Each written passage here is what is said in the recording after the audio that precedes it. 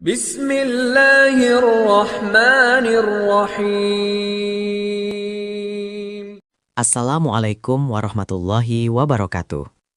Bayangkan, kamu butuh bertahun-tahun, bahkan belasan tahun untuk menghafal 30 juz Al-Quran. Kamu bangun subuh, ulang-ulang ayat per ayat, dan kadang satu halaman saja sudah bikin kepala pusing.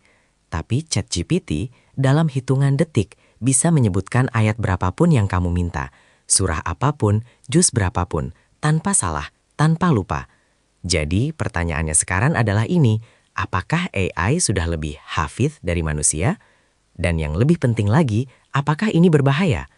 Halo semuanya, selamat datang kembali di Sufinesia TV. Dan hari ini kita akan masuk ke diskusi yang, jujur saja, cukup membuat saya sendiri berpikir keras. Ini bukan soal teknologi semata, ini soal identitas, iman, dan makna dari sesuatu yang sudah dijaga manusia selama 14 abad. Jadi, santai dulu, siapkan kopinya, karena video ini bakal panjang dan dalam. Dan saya yakin, di akhir video ini, cara kamu memandang AI dan Al-Quran tidak akan sama lagi. Sebelum kita masuk ke debat yang besar, kita luruskan dulu satu hal yang sering disalahpahami. Apakah AI benar-benar hafal Al-Quran? Jawabannya tergantung bagaimana kamu mendefinisikan kata hafal. Kalau hafal artinya bisa mereproduksi teks secara akurat, ya, AI bisa melakukan itu. ChatGPT, Gemini, bahkan model-model lain yang dilatih dari miliaran teks internet, semuanya pernah membaca Al-Quran dalam proses pelatihannya. Tapi ada yang perlu kamu pahami tentang cara kerja AI. AI tidak membaca seperti kamu membaca. AI belajar dari pola, dari korelasi antara kata dan kata, antara kalimat dan kalimat. Jadi ketika kamu tanya, sebutkan surah Al-Baqarah ayat 255, AI tidak membuka memori seperti kamu membuka buku. AI memprediksi urutan token yang paling mungkin muncul berdasarkan data pelatihannya. Kalau dalam data pelatihannya ada teks Al-Quran yang lengkap dan benar, maka outputnya bisa sangat akurat. Tapi disinilah masalahnya mulai muncul. AI juga bisa salah. AI bisa halusinasi. Istilah teknis untuk kondisi ketika AI menghasilkan teks yang terdengar meyakinkan, tapi faktanya tidak benar. Dan kalau ini terjadi pada ayat Al-Quran, kamu paham sendiri betapa berbahayanya itu. Jadi untuk menjawab pertanyaan tadi, AI tidak menghafal, AI mereplikasi pola. Dan itu adalah perbedaan yang sangat-sangat fundamental.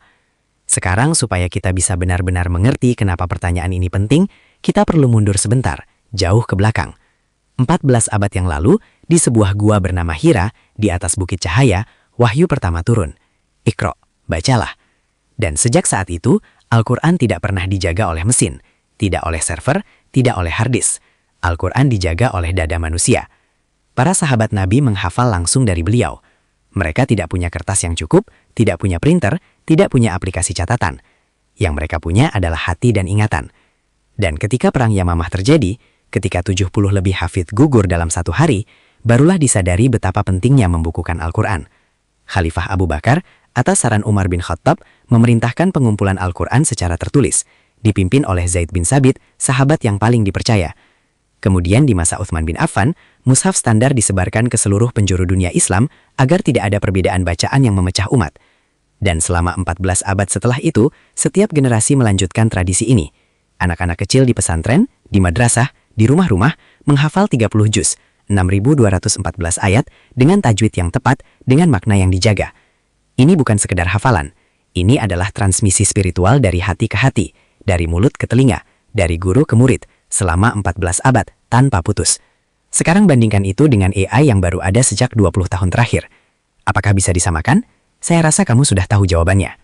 Oke, sekarang kita masuk ke bagian yang paling krusial. Di mana letak bahaya sesungguhnya?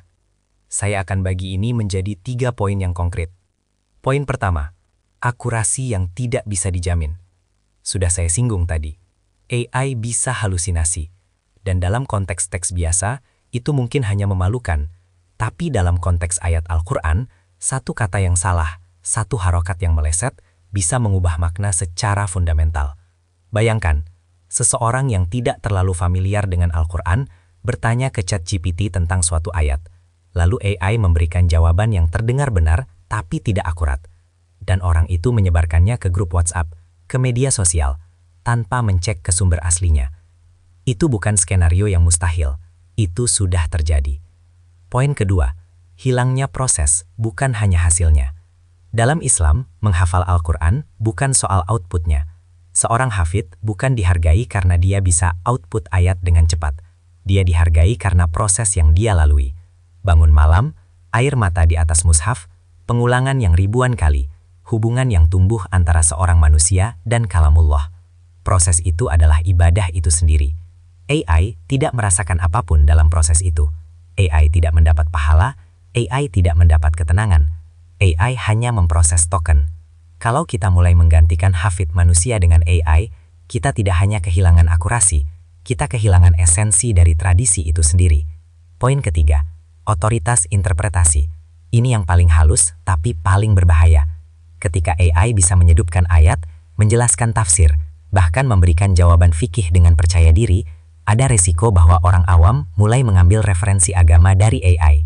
Bukan dari ulama, bukan dari guru, tapi dari sebuah sistem yang dilatih dari teks-teks di internet yang kualitasnya sangat bervariasi. Dan masalah besarnya adalah AI tidak punya akuntabilitas. Kalau seorang ulama salah, ada mekanisme koreksi. Ada sanad ilmu, ada komunitas, ada tradisi. Kalau AI salah, siapa yang bertanggung jawab? Ini bukan pertanyaan retoris. Ini pertanyaan nyata yang belum ada jawabannya. Oke, setelah semua yang saya bilang tadi, saya tidak mau kamu pikir saya anti AI. Karena saya tidak. Faktanya, saya percaya AI bisa menjadi alat yang luar biasa dalam konteks pendidikan Al-Quran, kalau digunakan dengan benar. Contohnya, ada aplikasi yang menggunakan AI untuk mendeteksi kesalahan tajwid ketika kamu melafalkan ayat. Ini luar biasa bermanfaat, terutama untuk orang yang belajar sendiri, tanpa akses ke guru tajwid yang baik. Ada juga sistem AI yang membantu mencarikan tafsir dari berbagai ulama dengan cepat, bukan untuk menggantikan ulama, tapi untuk mempermudah akses ke sumber ilmu yang valid. Bahkan untuk hafidh sendiri, ada yang menggunakan aplikasi berbasis AI untuk latihan murajaah, pengulangan hafalan, dengan metode spaced repetition yang terbukti efektif secara ilmiah.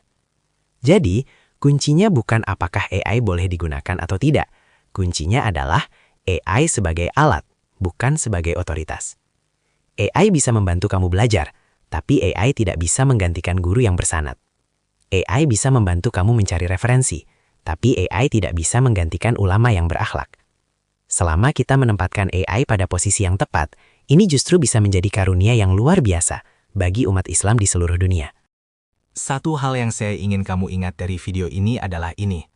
Ketika kita berbicara tentang Al-Quran dan teknologi, kita tidak bisa hanya pakai sudut pandang teknis, kita perlu mendengar para ulama. Dan ternyata, banyak cendekiawan muslim yang sudah memikirkan ini. Secara umum, pandangan yang muncul terbagi dalam beberapa posisi. Posisi pertama adalah yang paling umum.